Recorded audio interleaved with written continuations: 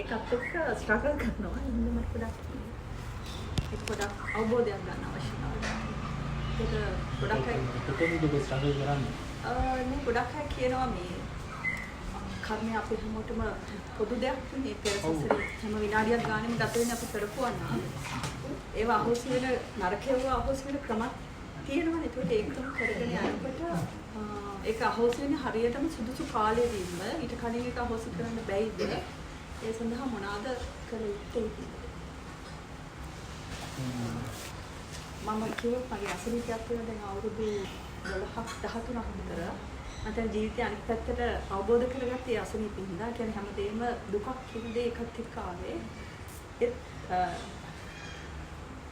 ඒක අහෝසි කරන්න ගොඩක් දේවල් කරනවා. ඉතින් තාමද තියෙනවද? අසනීපේ විදිහටම තියෙනවා. ඒනට මම ඒකත් එක්ක ගැටෙන්නේ නැහැ. ඒක සාමාන්‍ය විදිහට අසනීපයක් මටත් වඩා අසනීප තියෙන ඉන්නකොට මේක සාමාන්‍ය දෙයක් නෙවෙයි. මම ජීවිතේ ජීවිතේ ගත කරනවා. සමහර අවස්ථාවල අර ඉවසා දරාගත්ත නොහැකි පේන එකක් එනකොට වැටෙනවා. ඒකත් හොඳ දේවල් කර කර යනවා. ඒක තමයි දැන් ගන්න. ඒක කෙලවර කරන්න තව එකක් ඒකම නම් මෙතරම් අවසන් කරන්නත් අවශ්‍ය නම් අර එක දිගට එක දෙයක් කරගෙන යන්න බෑ. බැරි එකක් වෙනවා. බෙහෙතක් කරත් නවතිනවා. බණ භාවනා කරත් නවතිනවා. ඒ කියන්නේ හොඳ කිසිම දෙයක් ආයාසයෙන් උත්සාහ කරන යන්න කරයන්න බෑ. නවතින හැම එකක්. ඒතකොට එක වැඩි හිටියන් ආශ්‍රය කරන එක කියන්නේ බොහොම සමීපයි. ඒතකොට කියනවා අපේ කර්මය මම අදෘශ්‍යමාන බලවේග විදිහට ඇඟවල වලට ඇතුල් වෙන්න පුළුවන් කියන දේ මට දැනගන්න ඕන. මොකද ගොඩක් අය කියනවා අපේ ප්‍රතිසන්දන වෙලා වෙනකොට අපේ ඕරා එක ඒ කියන්නේ ඩැමේජ් නම් මම හැම වෙලෙම මගේ හිත ශක්තිමත් මට කවුරුත් මගේ ඇඟට ඇතුල් වෙන්න බෑ කියලා දෙයක් මට ඇත්තටම දැනගන්න බුදුදහමේ විදියට ඒ විදිය දැන් ඉන්නවා නම් අපිට නොපෙනෙන ලෝකේ කට්ටිය එයාලා කොහොමද අපිට සුදුසු කර්ම වේලාවට අපි ඉන්න තැනට ඇවිල්ලා ඇටැක් කරනවද කොහොමද ඒ කියන්නේ එහෙම එකක් තියෙනවද කියලා මට ඒක මම ඒක අහන්නක වැරදික් කරා නෑ පුතේ ඔබ ඕන දෙයක් අහන්න. ඔව් ඒක මට මේ ඒක ඔළුවට වැටිච්ච දෙයක්.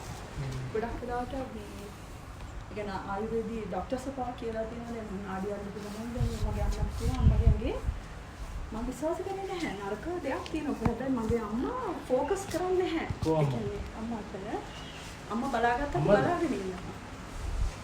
එතකොට අපි ගෙදර ගොඩාක් දන් දෙන්න. ඒ කියන්නේ ඒවා ලොකුකම දෙන්නේ කියන්නේ හැම වෙලාවෙම මගේ මොන හරි කරන ගෙදර ඒත් මම හිතන මෙච්චර පින්කම් කරද්දි අම්මට එහෙම විදිහ නැහැ කියලා මම ගෙලිච්ච නැති තැනක් මෙහෙට සවන්නහසනම මම බොහොම ළඟින් ඇසුරු කරන සවන්නහසෙකුවා මිස් මට ඉක්මනට වඩින්න ඕනේ ගෙදරට කියලා. ඒ සවන්නහස මොකද කිව්වේ නෑ අම්මට දෙහි ටිකක් අපේ මොකද අපි බුදු පිළිමයක් හදනවා මේ අද 8:00 නුවර. එතකොට ඒ භූමියට අම්මව අරන් යන්න එපා කිව්වා. එතකොට ආයුර්වේද ડોක්ටර් නාඩියල්ලා අපි ගෙදර ඇවිල්ලා අම්මව අල්ලනකොට එයාගේ නහර ඔක්කොම මෙහෙට වෙලා එයා කියන මට මේ භූමියේ ඉන්න දැන් මම යන්න ඕනේ කියලා. ඉතින් එයා කියන අම්මගේ ඇඟ ඇතුලේ කවුරු මට ඉතින් ෆයිට් මම අහනවා එහෙම කොහොමද ඇඟකට ඇතුල් වෙන්නේ කියලා. අම්මා මාව ફોકસ මයි දිහා බලන්නේ නැහැ. හැබැයි මාව නෙමෙයි බලන්නේ කියලා මට තේරෙනවා මම්මා නෙමෙයි ඉන්නේ කියලා මට තේරෙනවා. මම පිළිගන්න සූදානම් නැහැ කවුරුත් අම්මගේ ඇඟේ ඉන්නවා කියලා දේ. හැබැයි අම්මට විසා ඇවිද ගන්න බැරි වුණා. නිකන් පැරලයිස් වෙලා කොහොමද මඩියට යන්න ගත්තා. ඊට පස්සේ මම ආයෙත් සම්මාසෙට කිව්වා මට ඊට පස්සේ පිළිත් කියන්න පටන් ගත්තා දෙයට.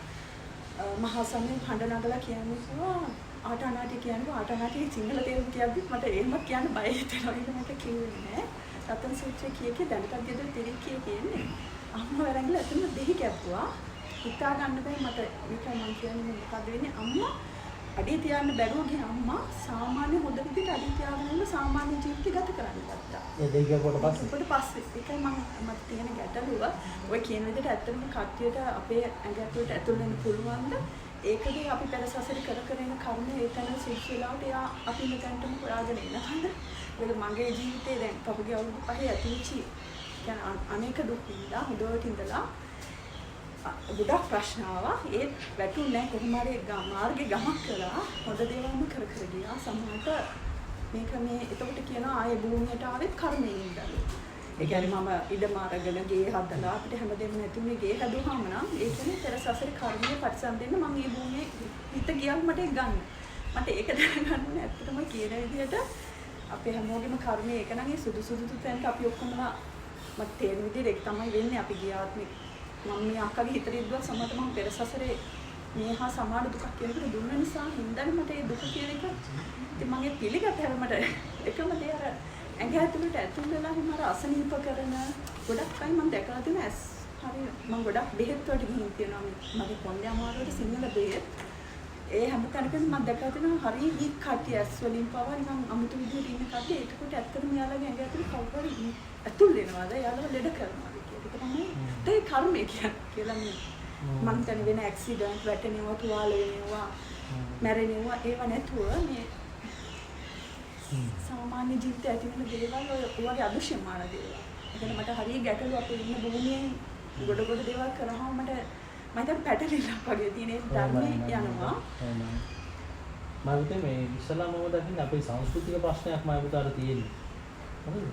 දැන් වෙන සංස්කෘතියක හැදුණා නම් ඔයා දන්නේ නැහැ ওই වගේ දේවල් ගැන.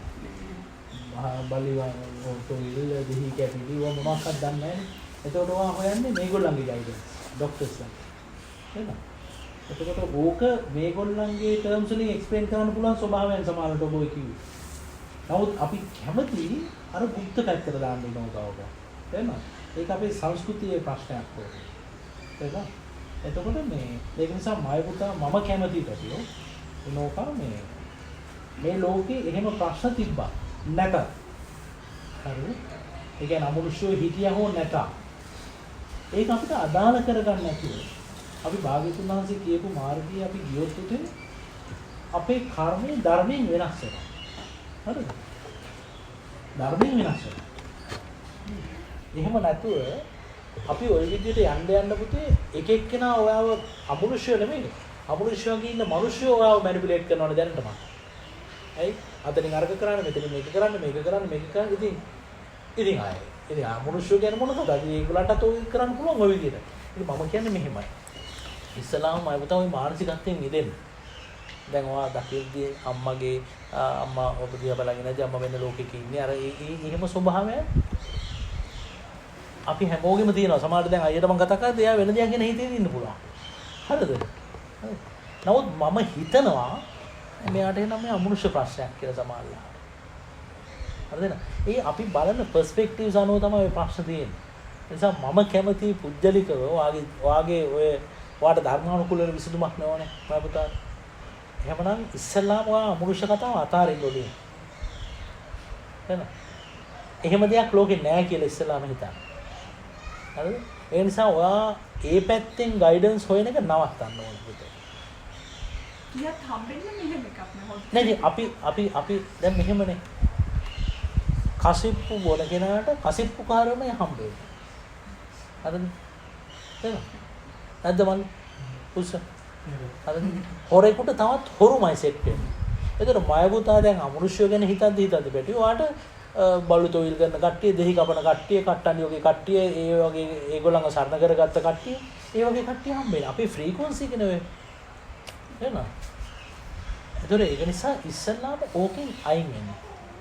එහෙම නැත්තම් ඕක ටිකක් මේ භයානක පැත්තකට ආව ගෙනියනවා. දැන් උතන ඕවර් එක කැඩුනාම ඇතුළට රින්ගනේවයි. ඕ කතන්දර ගොඩක් උතන තියෙනවා. හරිද? ඒක නිසා ඉස්සල්ලාම ඔයා හිතන්න මම භාගතුන් වහන්සේ සරණ කරගන්නවා. හරිද? දැන් අම්මටත් මේක ඇහෙනවා නම් අම්මටත් තේරෙනවා නම් අම්මටත් ඒක කරන්න පුළුවන්. අම්මා ඒක කළා හෝ නැත. මම භාගතුන් වහන්සේ සරණ කරා. මම භාගතුන් වහන්සේ සරණ කරගන්නේ මගේ තියෙන රෝගයක් හොඳ කරගන්නවා. හරිද?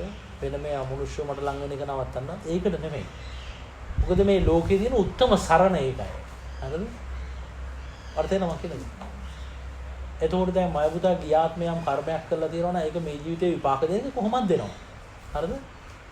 එතන එතකොට මම භාගතුන් වහන්සේ සරණ කරගන්නේ මගේ කර්මය නැති කරගන්න නෙමෙයි.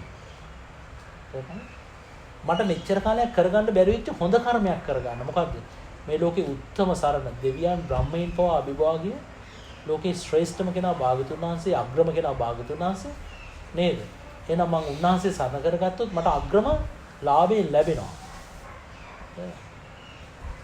අන්නේ විශ්වාසයෙන් භාගතුන් වහන්සේ සරණ කරගන්න ඉස්සලා. ඊට පස්සේ භාගතුන් වහන්සේ ධර්මයේ තමයි ගුරු තනතුරේ තියාගත්තේ.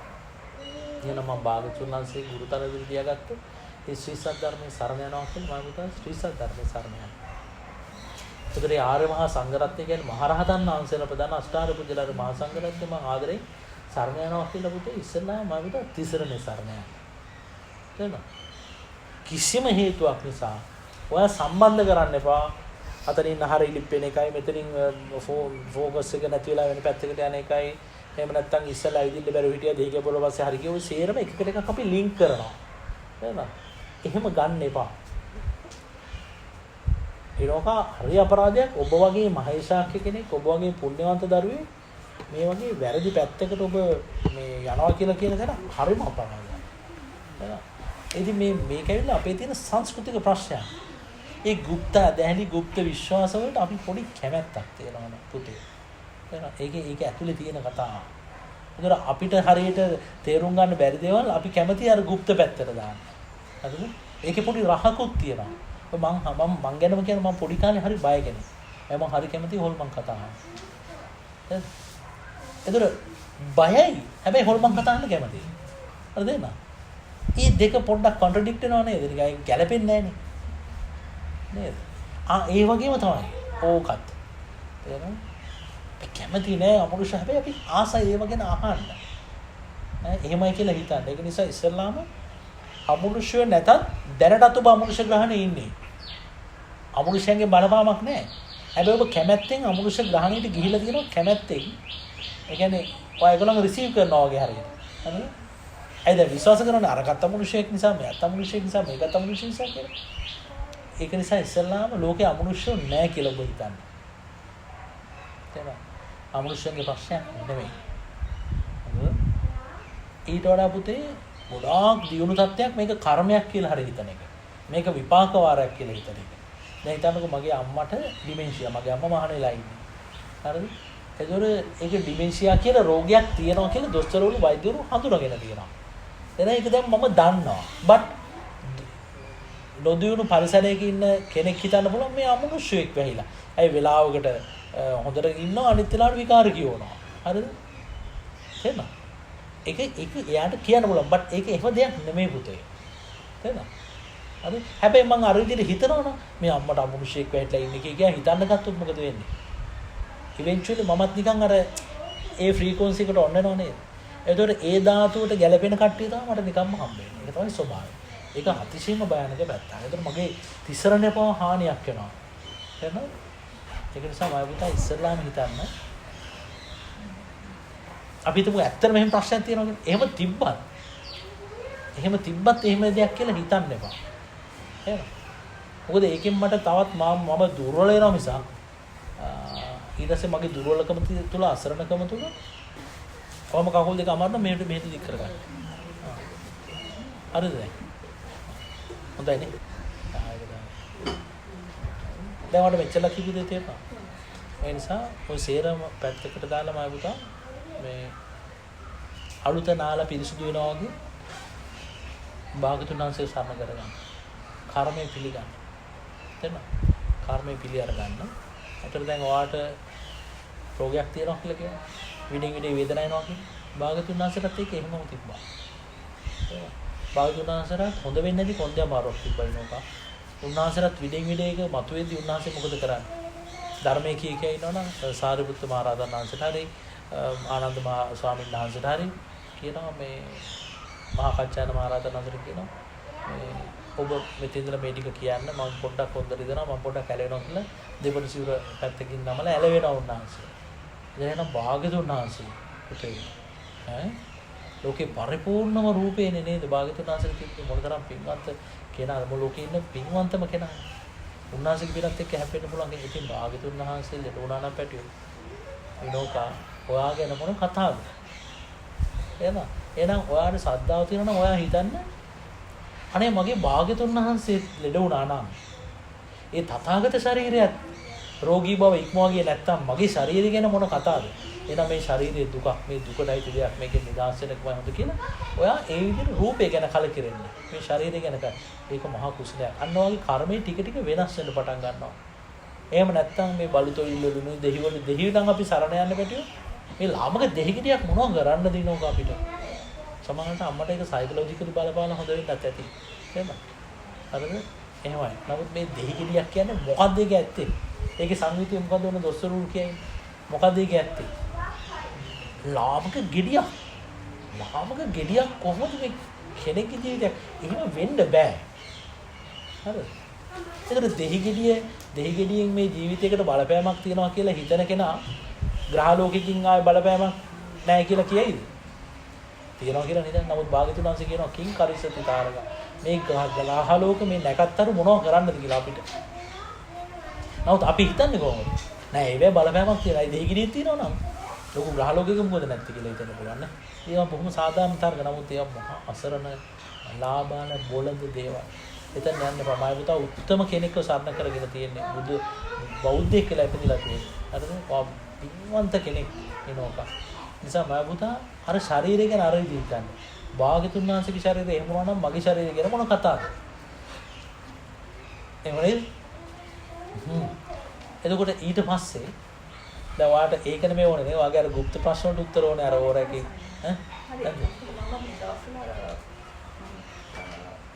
මෙඩිටේෂන් සම්බන්ධව වැඩ කරනවා කියන්නේ මට දැන් සාමාන්‍යයෙන් මට වේදනාව වැඩි වෙනකොට මම සාමාන්‍යයෙන් කියන්නේ නැහැ. සමහරවිට අම්මා බෙහෙත් දීලා නැත්නම් ඒ සැරෙන් අහන එකක් ආවා. ඊට පස්සේ මම හිතුවා නෑ මම මේක කරන්නේ නැති කෙනෙක් නෑ මම කේන්ති ගන්න කියන දෙයට මම හිතුවා ඉතින් ඔක්කොම පොළොවට පස්සෙලා යනවා. මම හිතුවා ඇස් වහගෙන එකින් එක මගේ ශරීරය කොටස් නැති වෙලා යනවා නම් කොහොම අන්තිමට හැමතැනම නැතිලා ගිහින් අන්තිම චොට්ටක් පස් වෙනවා නම් එයි මම කේන්ති ගන්න එක මම පැය භාගයක් තිස්සේ සාදු වැඩුවා. සාදු අනිත් මෙන්න කරලා අන්තිමට මෛත්‍රී භාවනා කරලා අවසන් ඉඳකට මට හිතුනේ සතුටේම හරිය මනසක් නිරවුල් කේ කියන්නේ හොඳට ගත කරන්න ආවා. ඒ කියන්නේ නොලැක්කේ හේතුවක් මත මට ඒක නැවතෙන්න දෙයක් වෙනවා. නෑ ඒක මෙහෙමනේ. ඒක පුතේ අපි හැමෝටම තියෙනවනේ පැටි. ඒක වාට විතර නෙමෙයි ඕනම කෙනෙකුට. මොකද මේ ලෝකේ ධර්මතාවයක් තියෙනවා. හරිද? ලෝකේ ධර්මතාවයේ තියෙන කෙලෙස් වලට. ඔබ කෙලෙස් වැඩ දෙයක් කරනවා නම් ඒකට කිසිම විදිහේ බාධාවක් වෙන්නේ නැහැ. ඒකට සපෝට් එකක් by nature මේ හම්බ වෙනවා අපිට. හරිද? හැබැයි ඔබ against nature යනවා කියන්නේ අර කුසලයේ පැත්තට යන්නේ. හරිද? ඒ කියන්නේ අපිට කෙලෙස් හැදෙනවා කියන්නේ ඒක ස්වභාවය. හරිද? නිකලෙස්ෙන්ද හිතනවා කියන්නේ ඒක අර ස්වභාවය ඉක්මවා යන එක. උඩුගම්බලා පීනන්නේ. ඒක අමාරුයි. ඒක අමාරුයි. බෑ අමාරුදී අපි කරන්න ඕන. තේරුණා? හරිද? නිසා ගහගෙන යන පැත්තට ගහගෙන යනකොට වඩා අඩු ගන්න උඩුගම්බලා පීනන දඩද්දී අපි උඩට යන්න බැරුණත් එක තැන ඉන්නවා ගහගෙන හරියන්නේ නැතුව. තේරුණා? ඒක ලොකු දෙයක්. ඉතින් ඒක නිසා ඔයා දැන් ඔයාටම ඔප්පු වෙලා තියෙනවා. දැන් එතකොට ඔයාට අච්චර කායික වේදනාවක් එද්දි ඔයාට ඒක වේදනාව නිසා අසහනයක් ඇවිල්ලා අම්මා ගැන තරහක් එද්දි ඔයා හරිම ඇප්ලිකේෂන් එකක් කරලා තියෙනවා. මොකද මේ කය ගැන බලලා තියෙනවා මේක පොළොවට පස්සෙන එලා යන දෙයක් නා. මේක නිසා මම ඇයි මේ තරහක් උපදවා ගන්න. මොකටද මේ කියලා? ඔයා හිතපුවා ඔයාට සැහැල්ලුවක් ඇති වුණා නේද? ප්‍රීතියක් ඇති වුණා. අර තිබිච්ච අර මුස්පෙන්තු ගතිය ගියා. ඉතින් මොන තරම් සුන්දරද පැටිව. අන්න මොකද දනදුනේ? අන්න එතෙන්දී ඔයා on top of අර අකුසල කර්මයේ තුල පිහිටලා ඉඳගෙනම ඔයා නූපන් කුසලයක් උපද්දව ගත්තද නැද්ද? ඒ කුසලයේ විපාකයේ ඵල දෙන්න ඔයාට කොච්චර වෙලා ගියාද? දැන් ඔයා අර විදිහට වෙන් කරලා හිතුවනේ මේ ශරීරේ. වෙන් කරලා හිතීම නිසා ඇති වුණා වූ සතුටනේ විපාකේ. ඒක ඵල දෙන්න කොච්චරලා ගියාද?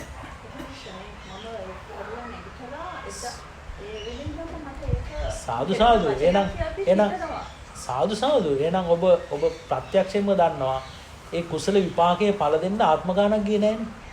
ඒ මොහොතේමනේ. නේද? එහෙනම් දැන් අපිට අකුසලයක් ඉක්මවන්න දැන් බැයිද කුසල කර්මයකින්? එහෙනම් දැන් වාට පෙර අකුසලයක් නම් දැන් ඵල දීලා තියෙන. ඒ නිසා ලෙඩ වෙලා හරි තරහ එනවා හරි ඕනම දෙයක් වෙනවා නම් පැටියෝ. නූපන් කුසලයක් ඒක මත පිහිටලා මං ඉපදීම නිසාම ඒ වෙලාවෙම අර අකුසල කර්මයට මොකද වෙන්නේ?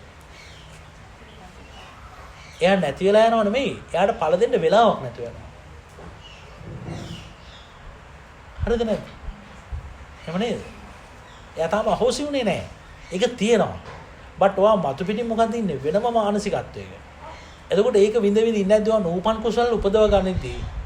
ඉපදුනා කුසලයේ ටික ටික වැඩි වෙන්නේ නැද්ද? එතකොට අර ඉපදුනා වූ අකුසලයේ මොකද වෙන්නේ?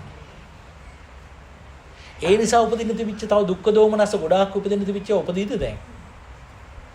එන එතන සතර සම්‍යක් ප්‍රදාන වීරය වෙනව නේද? එහෙනම් දැන් මය පුතාම ඔප්පු කරලා තියෙනවානේ.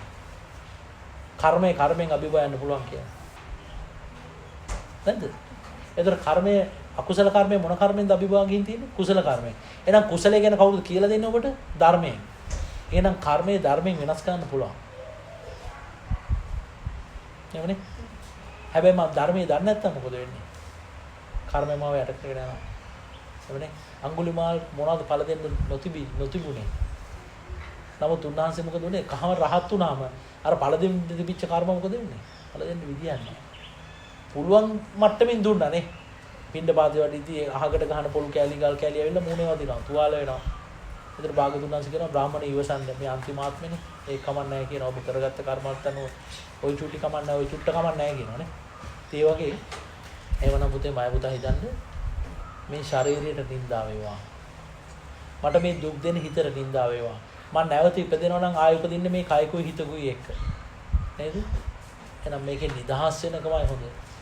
මේකේ නිදහස් වෙනකමයි හොඳ කියලා මම පුතා ඒ විදිහට මානසිකාරය හසුරවන්න මේ කය ගැන කලකිරෙන්න, හිත ගැන කලකිරෙන්න. හරිද? අන්න එතකොට වා නොදුනොත්ම වා එතකොට හිතනවා එහෙනම් මම භාගතුනාසේ සරකරේ කියනවා භාගතුනාසේ කියනවා තථාගත ශ්‍රාවකයෙකුට ලබන්න පුළුවන් ප්‍රතිලාභයක් තියෙනවා. මොකද්ද? ඒක මේ ජීවිතේදීම අරහත්ත්වයටපත් වෙනවා. තථාගත ශ්‍රාවකේ කැමති වෙන්න ඕනේ මේ ජීවිතේම අරහත්ත්වයටපත් වෙන්න. මොකද තථාගත ශ්‍රාවකත්වය කියන්නේ එසේ මෙසේ දෙයක් නෙමෙයි. තෙරුවන් සරණ කියන්නේ එසේ මෙසේ දෙයක් නෙමෙයි. හරිද? එයා මේ හරියට මලක් වගේ පැටි. වතුර යට මල් පොට්ටුව තියෙද්දි ඉර කොච්චර වැටුණත් පිපෙන්නේ නැහැ. හැබැයි ඒක වතුරෙන් එළියට ආවොත් ඉර එළිය වැටුණොත් ඒක පිපෙනවා කියන එක නියතයක්. ඒ වගේ අපිට තථාගත ධර්මයේ ඇහෙන්නේ නැතුව තිබෙන තාක්කල් අපිට මේක අවබෝධ වෙන්නේ නැහැ. තමන් විසින් ස්වයං ඥාණයෙන් අවබෝධ කරන්න බෑනේ මේ ධර්ම. නමුත් අපිට හේතු තිබිලා තියෙනවානේ. නේද? එතකොට යම් මොහොතක අපි ඒ තිසරණේ සරණ කරගත්තොත් අර පුරාණ හේතු මට ඉදිරිපත් වෙනවා. කොයිතරම්ද කියනවා නම් මේ ජීවිතෙදිම ආශ්‍රව රහිත බවටපත් වෙන පින්නම් පාත් වෙන. එහෙනම් එනෝක ඔබ දැඩි ලෙස විලී ගන්න තථාගත ශ්‍රාවකයෙකුට වෙන්න පුළුවන් දෙයක් තමයි අරහත් ඵලය. එහෙනම් මේ ශරීරෙ නිඳා වේවා, මේ හිතට නිඳා වේවා. එහෙනම් මේ මම දරාගෙන අන්තිම ශරීරය වේවා. එහෙනම් මේ ශරීරය මම මේ සංසාරේ අන්තිම වතාවට විඳින වේදනාව ටිකක් නෙවෙයි. ඒක කමක් නැහැ. it's okay. නේ? එහෙනම් දැන් මගේ ප්‍රශ්නේ මං කාටවත් දායිද දැන්? මේක අමනුෂ්‍ය නිසා වෙන දෙයක්. මගේ ඕරා එක කැඩුනාම අමනුෂ්‍ය වෙන්නේ කියලා. මේක මගේ ෆෝල්ට් එකක් නෙමෙයි. මේක මේ අමනුෂ්‍යගේ ප්‍රශ්නයක් නෙමෙයි. මොකක්ද? මේක මගේ choice එක. මේ වෙලාවේ මං අකුසලයේ තුල ඉන්නවද? නූපන් කුසලයක් උපදව ගන්නවා. මං අකුසලයේ තුල ඉඳීම මං තව තවත් ෆේල් වෙන්න හේතුවක් වෙනවා. ඇයි? මගේ මානසිකත්වය තව තවත් ඩවුන් වෙනවා, ලෝ ප්‍රොෆයිල් වෙනවා. නමුත් මං මගේ මානසිකත්වය වෙනස් කරගත්තොත්, මේ පෞරුෂය වෙනස් කරගත්තොත්, ශ්‍රේෂ්ඨම භාගතුන් වහන්සේව සරණ කරගත්තොත්, ඒ ශ්‍රාවක දියණියක් වුණොත් මොකද වෙන්නේ? හරිද? මගේ කුසලයේ මොනතරම් ඉහළට මාව ගෙනියනවද නේ? එහෙනම් ඔබ කැමති වෙන්න ප්‍රොමෝට් වෙන්න. හරිද? අර විදියට මනස අසුරවන්න තථාගත ශ්‍රාවකයෙකුට මේ දරාගෙන අන්තිම ශරීරය බවට මේ ශරීරයපත් වෙන්න පුළුවන්. එහෙනම් මේ වේදනාව කමන්නේ නැහැ. මේක සංසාරේ මම දරාගෙන අන්තිම ශරීරය වේවා. මම නිදහස් වෙනවා. මම මේ කයට ආපහු බැඳෙන්නේ නැහැ කියලා හිතන්න ගන්නවා. මම මේ හිතට මාව දුකට දාන මේ හිතට මම බැඳෙන්නේ නැහැ කියලා මම පුතා හිතන්න ගන්නවා. ඒක තමයි ලෝකේ තියෙන ශ්‍රේෂ්ඨම කර්මය. ඒතර මේ කර්මය හදන්නේ කවුද? මම. කොයි වෙලාවෙද? දැන්. එනගේ විපාක සකස් වෙන්න පටන් ගන්න කොයි වෙලාවද? දැන් ඉඳලා. ඒතර ඒ විදිහට මගේ ප්‍රබල කුසල කර්ම සකස් වෙද්දී අර ලාමක දෙහි කපන මිනිස්සු පස්සේ මම යන්න හදයිද පුතේ?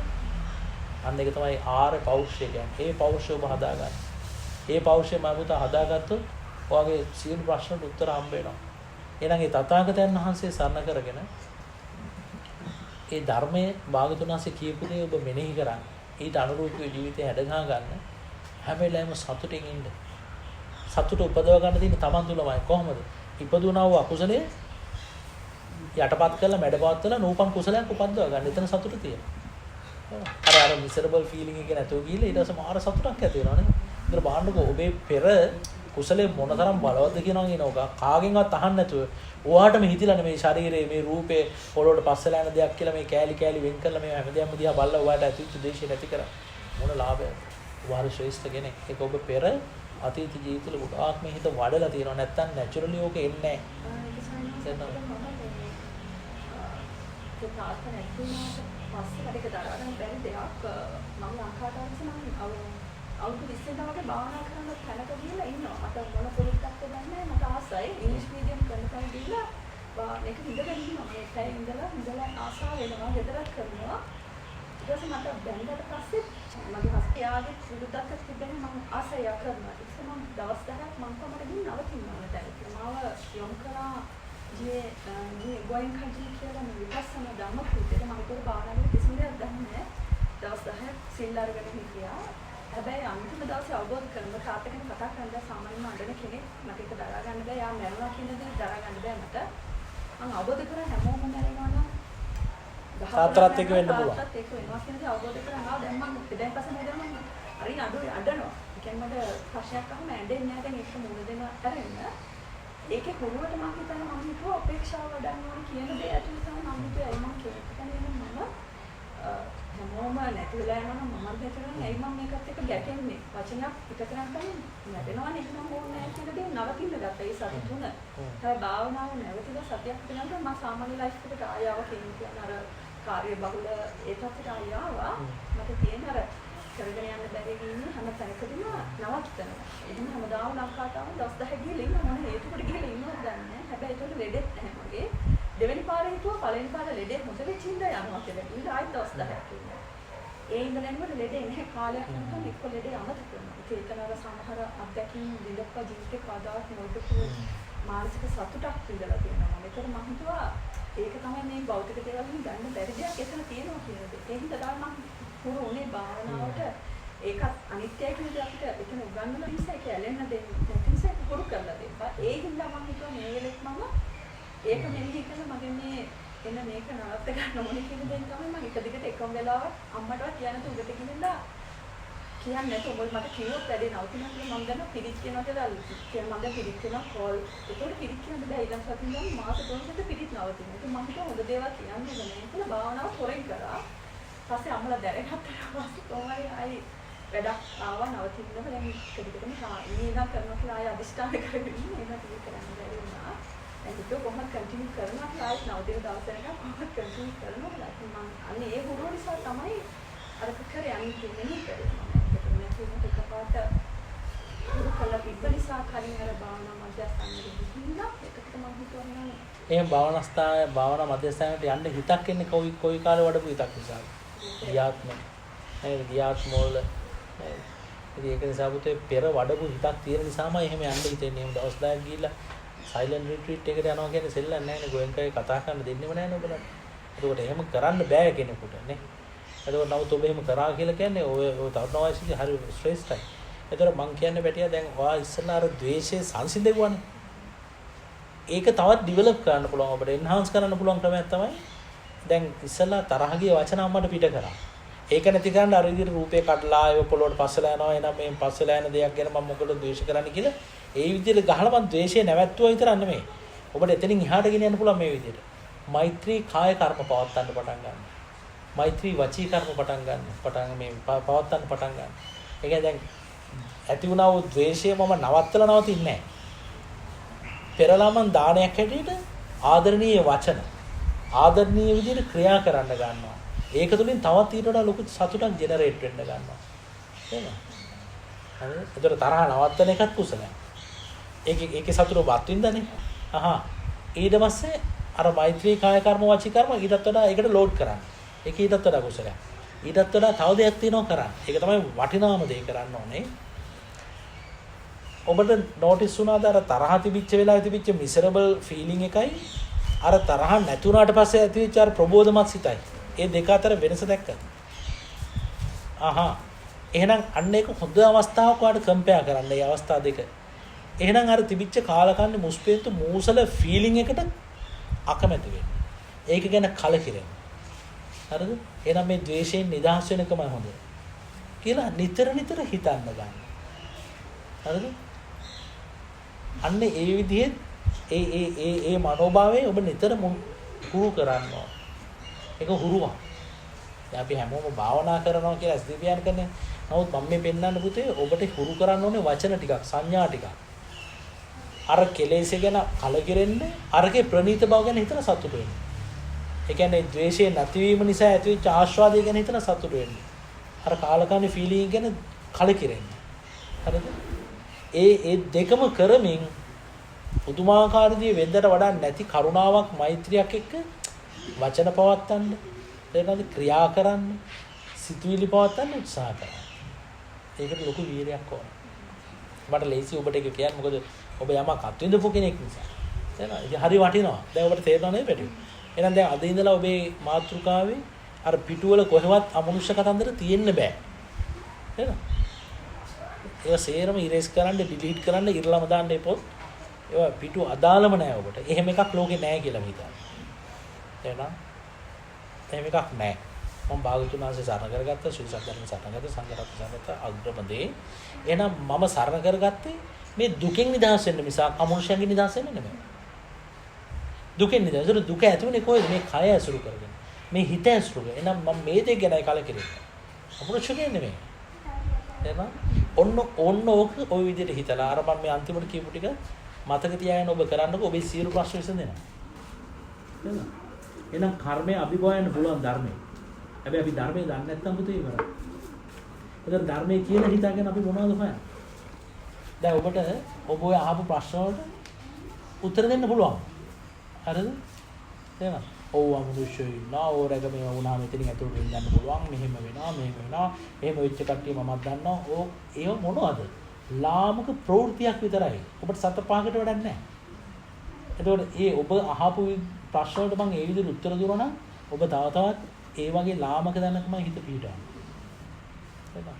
සයිකල් ලාමක තැන් හීන දේවල් ඒවෙන් හිත පිටවන්න බෑ මයි පුතාවගේ කෙනෙක්. ඔබ ඒවෙන් ගැලවෙන්න.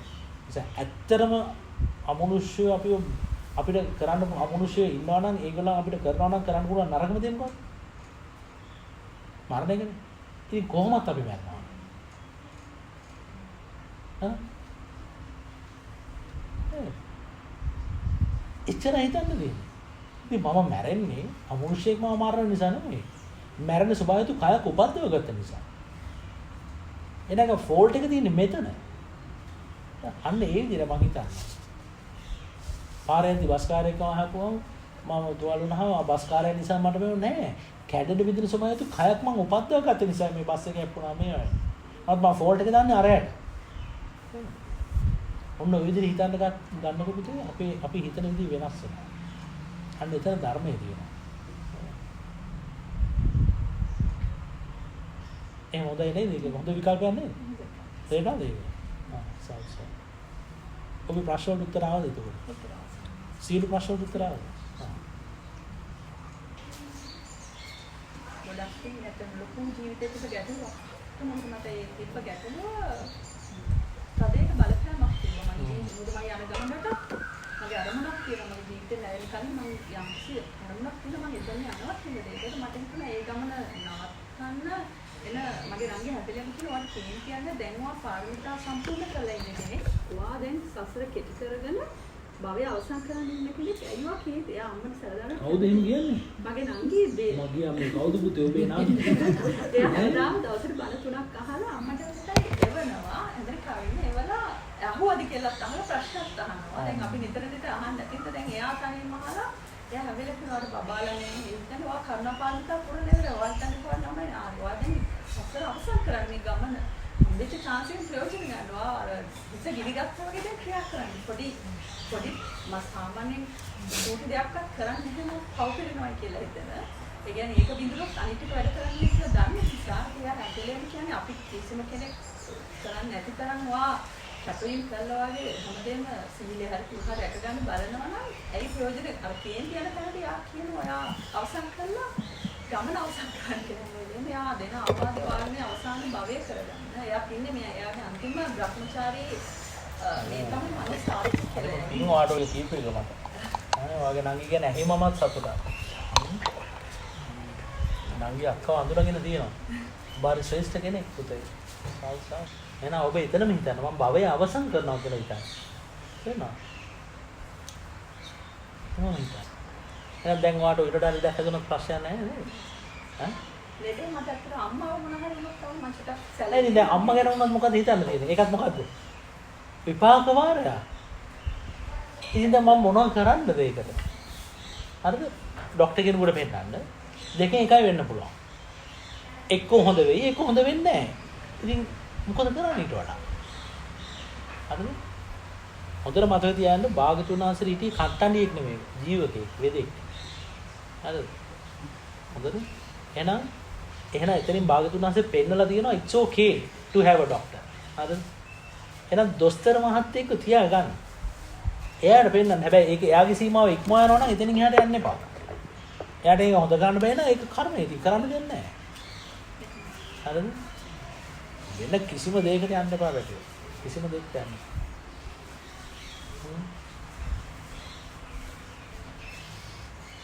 තරහ යන එක ගැන අපි උදේ කතා කරා මතකද? ආගෙන හිටියද? තරහ නැති කරන විදිය ගැන.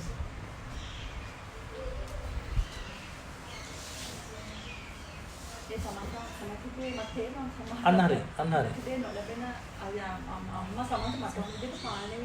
සාදු. එහෙනම් ඔබ කැමති විදිහට අම්මා නැති නිසා නේද දුකටපත් වෙන්නේ. ඔබ තරහ යන්නේ. එහෙනම් එතන කැමති විදිහට නැති නිසානේ. එහෙනම් එතන මොකද්ද වාට බ්‍රින්ග් අවුට් වෙන්නේ? කැමැත්ත. කායි කැමැත්ත? එහෙනම් දැන් ආව දුකට දාලා තියෙන්නේ කවුද? මම නෙමෙයි. කැමැත්තයි ආව දුකට දාලා තියෙන්නේ. කැමැත්ත ඇති වෙන්නේ කොහෙද? මොකක් හැදෙද? සැපයක් හැදෙද? but what in return හම්බෙන්නේ මොකද්ද? ඒතර කවුද වාට සැපේ පෙන්නන්නේ කවුද? හිත. දුක දෙන්නේ කවුද? එහෙනම් දැන් කවුද ආව දුකට දාන්නේ? මොකක් පෙන්නලා? මම නෙමෙයි. හිත. හිත මම කරගන්න එපා. එහෙනම් දැන් ඔබ දුකට දාලා දෙන්නේ කවුද? හිතනේ මොකක් පෙන්නලාද? ඒතර සැපයක් පෙන්නලා දෙන්නේ දුකක් නම් හිත මොකද්ද මේ ඔබට කරන්නේ? මුලාවක්. එහෙම නේද? එහෙනම් ඔබ දුකටපත් උනේ අම්මා ඒ නිසා නෙමෙයි. හිත ඔබ රවට්ටපු නිසා. එහෙනම් රැවටීම නේද දුක? එහෙනම් රැවටීම දුකක් නම් මොකක්ද සැපේ? නොරැවටීන්නේ කොහොමද නෝක? රවට්ටන කෙනාව අඳුන ගන්න. කවද්ද රවට්ටන්නේ? කොහොමද රවට්ටන්නේ? කවුද මාව රවට්ටන්නේ? හරිද? එහෙනම් කවද්ද රවට්ටන්නේ? දැන්. කොහොමද රවට්ටන්නේ? සැපයක් පෙන්නලා දෙන්නේ මොකද්ද? දුකක් නේද? එහෙම නේද? කවුද රවට්ටන්නේ? මේ මාව නේද? එහෙනම් දැන් මෙතන තියෙන රැවටීමක් කියලා මම දැක්කොත් මම රැවටීම තුල ඉන්නවද? එහෙනම් මම දුක තුල ඉන්නවද? මොකද වෙන්නේ මට දුක? එහෙනම් බාහිර කවුරක්වත් අපිව දුකට දානවද එහෙනම්? එහෙනම් ඕනම වෙලාවක ඕනම කෙනෙක් නිසා මට දුක ඇති වෙන්නේ, තරහක් ඇති වෙන්නේ, ද්වේෂයක්, පීඩාවක් ඇති වෙන්නේ ඇයි? මම කැමතිද යම් කෙනෙක්ව දෙයක් නැති නිසා. එන එක මගේ කැමැත්තේ ප්‍රශ්නයක් නිසා බාහිර ලෝක ප්‍රශ්නයක් නෙමෙයි. ඒක කැමැත්තේ ඇති වෙන්නේ මගේ හිතේ සංකල්පයක් හැටියට. තේරෙනවද? ඒතර අනිත් ලෝකේ අනිත් කටියනේ ඒගොල්ලෝ කැමති තියෙන්නේ. අන්න දැන් උතන තමයි යුද්ධය හැදෙන්නේ. තේරෙනවද? එහෙනම් දැන් ලෝකේ දුක ඇති වෙන තැනත් මම පුතා දැක්කා. ඒ දුක නැති වෙන තැනත් දැක්කා. නේද? මොකද? මුලා. නේද? එහෙනම් දැන් ওই විදිහට මම ඕක ගලපගත්තොත් මට මොකද වෙන්නේ? දැන් මම කවුරු එක්ක තරහ ගන්නද වැඩිය දැන්? තරහ උපදින ධාතු දැන් ඔබ දැක්කේ නැද්ද? රැවටීම කියලා. එහෙනම් රැවටීම දුකක් නම් මොකක්ද සැපේ? නොරැවටීම. නේද? නොරැවටීම නම් මොකද කරන්න ඕනේ? හිත රවටන හැටි දකින්න. ප්‍රශ්නේ ඉවරයි. සදාහටම ප්‍රශ්නේ ඉවරයි. එහෙනම් ඕනම වෙලාවක ඔබට තරහ ගියොත් ආය අතෙන්ද ගිහිල්ලා අර විදර්ශනාව නෙමෙයි කරන්න ඕන. ටක්කල දකින්න ඔබේ හිත බොරවටන විදිය. හරිද? දැකපු ගමන් ප්‍රශ්නේ ඉවරයි. එතන බලන්නකෝ. කොච්චර ඉක්මනට තරහ නැති වෙනවද කියලා? කොච්චර ලේසියෙන් තරහ නැති කරන්න පුළුවන්ද කියලා? ගලපලා බලන්න ඕනේ. හරිද? අර ඔබ ඉස්සලා හිතපු විදිහට ශ්‍රේෂ්ඨයි ඈ. අරම ශ්‍රේෂ්ඨයි. නමුත් මේක කෙලින්ම අර මෝහයට වදින තැන. එහෙනම් මුලාව රැවටීම කියන්නේ මෝහේනේ. ඒතර රවට්ටන්නේ ඇලීමක් වෙන්න. එතන ලෝභය. ඒ නිසා මම ගැටීමට යනවා. එතන ද්වේෂය. මේ ලෝභ දේශ මෝහ. ඒතර මෝහේ නිසා තමයි ඇලීමයි ගැටීමයි දෙකක් ඇති වෙන්නේ. එන ඔච්චරයි ඔබ දකින්න. ඔබ දැකපුවම හරි සෑහලුවෙන් ඔබට ඉන්න පුළුවන්. ඔබ දකින්න දෙයක් කල් අපි හැමෝම දුක. එහෙනම් ලෝකෙ යුද්ධ ඇති වෙන්නේ නැහැ. මොකක් මුල් කරගෙන? මොකක් මුල් කරගෙන ලෝකෙ යුද්ධ ඇති? කැමැත්ත මුල් කරගෙන. ඉතින් මම කැමතිද අනිත් රටේ ඉන්න ඕනේ. මම කැමතිද මේගොල්ලෝ ඉන්න ඕනේ. එහෙම නේද? ප්‍රාය. නෝනොත් දකින්න.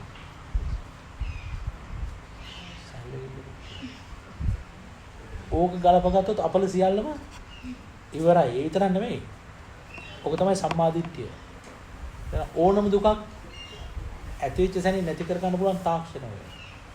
එහෙනම් ඕක ඇප්ලයි කරන්න. දැන් ඔය දැක්ම තියෙන්නේ ඕක ඇප්ලයි කරන්න. කරන්න මම දුක නැතිලා යනවා මට.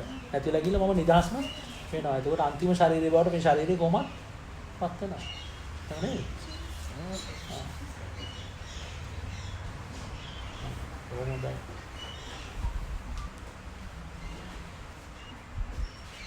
අපිට මේ නිවන් දකින්න කර්ම තියෙද්දි ඒ කර්ම මම ඕපන් කරන්නේ නැතුව මේ ලාමක කර්මයක් එක්ක මම හැප්පි ඉන්න අපරාධයක් නේද?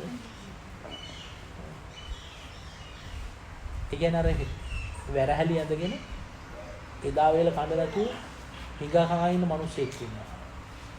තේන උදාහරණ මේ බඩ පිටට ඇලිලා තියෙන්නේ. ඔක්ත වෙලා තියෙන්නේ.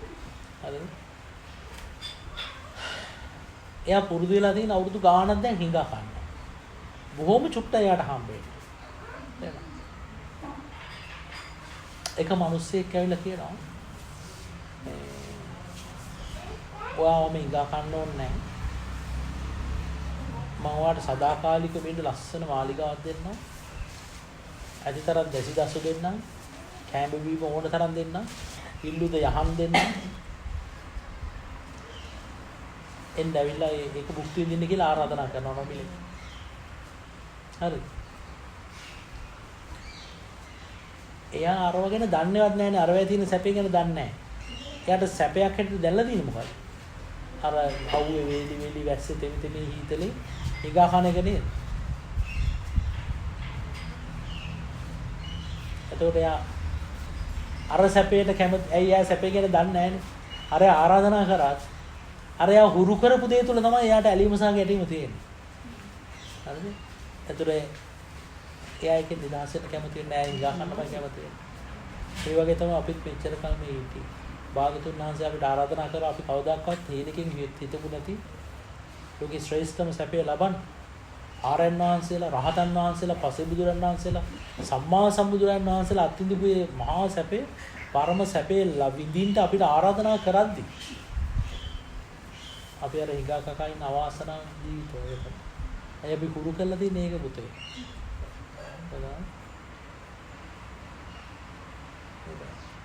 ඒ වගේ අපිත් මේ ලාමක කර්මත් එක්ක හැප්පි ඉන්න අපේ හොඳ කුසල කර්ම තට්ටු කරද්දී අපේ දොරට අපි අරින්නේ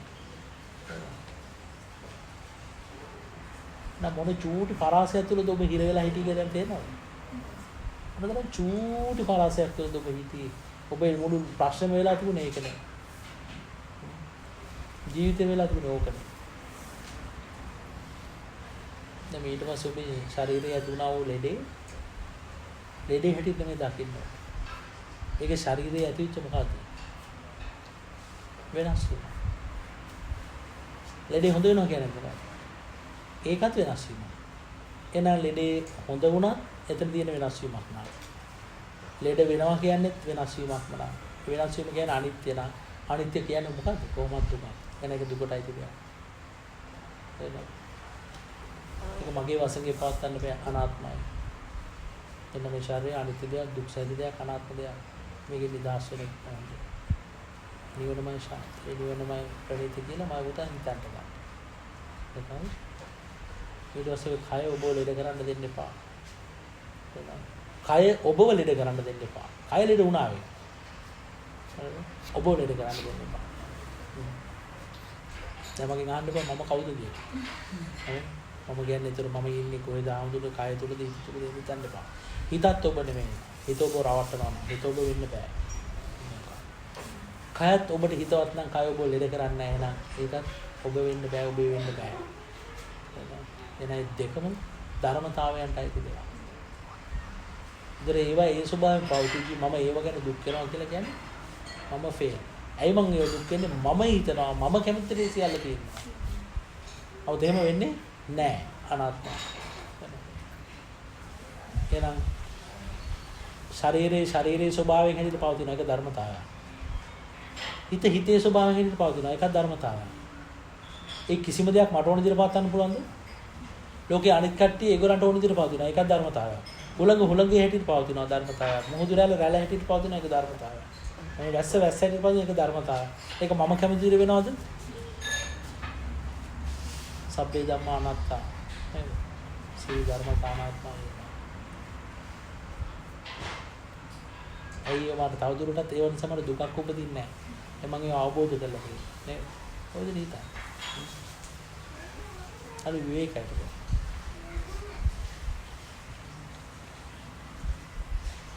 ලෝකෙට දැන් අපිට කම්ප්ලේන් කරන්න දෙයක් තියෙන්නේ.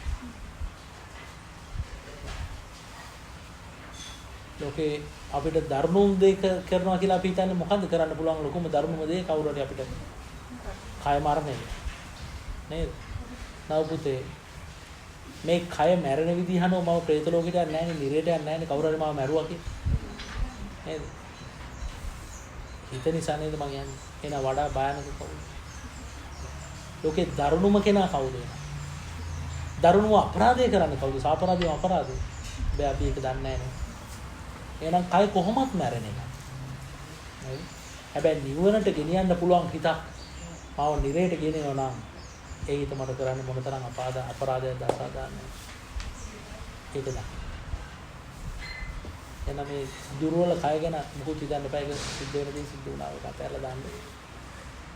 හිත ආපෝද නැහැ. හිත අවබෝධ කරොත් ඔබ හිතෙන් නිදහස් වෙනවා. ඒතර හිතට බෑ අපිට එයාට ඕන තැන් වලට අපි ගෙනියලා ආපහු උපද්දවලා දෙන්න. දැන් මම පුතා කියවනේ කය ලෙඩ වෙච්ච නිසා මට නැවත උපදින්න බෑ කියලා.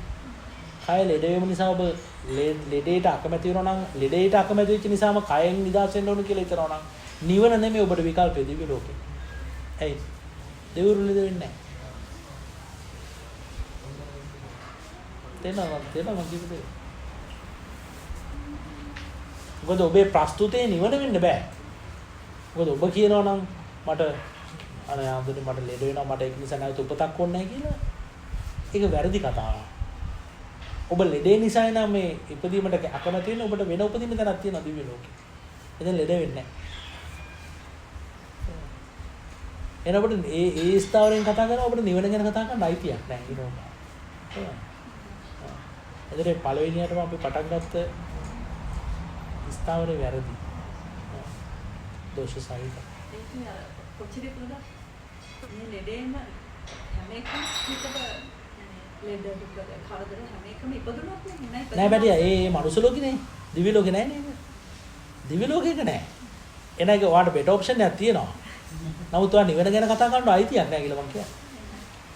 හරිද නේද? නමුත් ඔයා හිත අවබෝධ කරගන්න.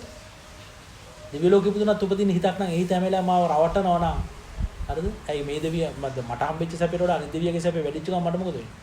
මගේ සැපේ දුකක් වෙනවද නැද්ද? ඒතකම් මගේ සැපේ සැපයක්. එතන මාව දුකට දාලා තියෙන දිව්‍ය ලෝකෙදි දාලා තියෙන කවුද? දිව්‍ය සැපේ. කවුද? දැන් සක්‍රයට ඒක උනානේ. සක්‍රය මහා කාශ්‍යප මහ රහතන් වහන්සේට ඇවිල්ලා දානයක් දෙන්නේ ඇයි? සක්‍රයට වඩා ශාස්ත්‍රීය දෙවි කෙනෙක් උපදින දිව්‍ය ලෝකෙදී. මෙයාට අවුල් වෙනවා. ඇයි? ආයු වර්ණ සැප බල කියන මේ සියල්ලකින්ම සක්‍රය අභිභව ගිය අර දෙවියා.